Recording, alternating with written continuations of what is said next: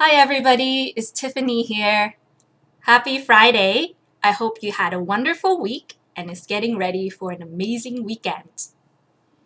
Today I woke up in my cozy blankie and I looked out the window and the sun is shining. The birds are chirping out my window and I'm just like, today is the day. I'm gonna make my first video that I'm going to share with my community. And I'm going to stop procrastinating and just do it. So here I am, and what I wanted to share today is around this time of year when I was really depressed, really feeling powerless to my negative emotions. This time of year, daylight is getting shorter, the night is getting longer, it's colder, it's gray most of the time, and that's when I would feel the most triggered. And no one taught me how to handle my negative emotions in school. I had no idea what to do, and for many years I was simply coping with it. But in recent years, I've learned many techniques and tools that help me transcend this depression and become who I am today. And I just wanted to share some quick tidbits that worked for me, that might work for you or someone that you know. So I remember about 2-3 years ago in December, early December, I was feeling really resistant to my emotion, the shame and guilt. I didn't know what to do with it. I just feel it getting more and more intense. And the more intense I got, I just wanted to almost kick it to the curb and oh, just go away, just leave me alone already. I don't want to feel you anymore. So I see this image of myself actually turning my back away from this emotion. And the more I turn, the more I try to run away, the stronger it becomes. So I'm like, okay, what about if I turn around and actually look at that emotion and give it my focus?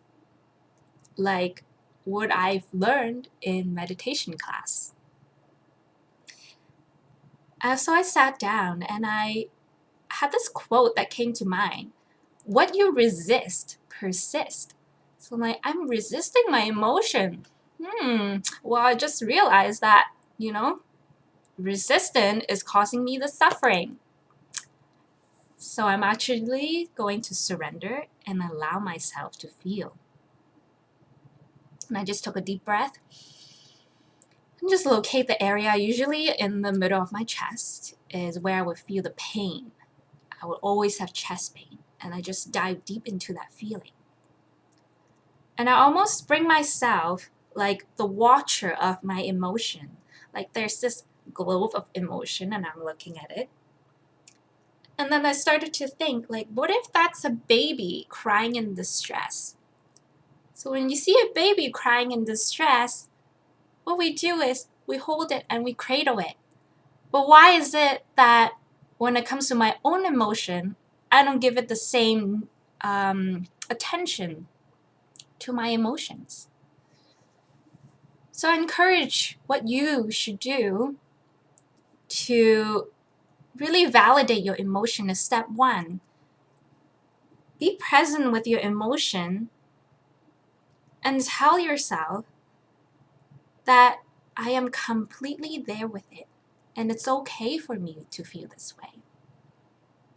And try to block away all the chatters in the back, whether it's your ego talking or maybe a loved one that didn't understand us and tell you to get over it or just ignore it, it will go away. Just try not to listen to those voices for a second. Really be present with that emotion. Just sit with it.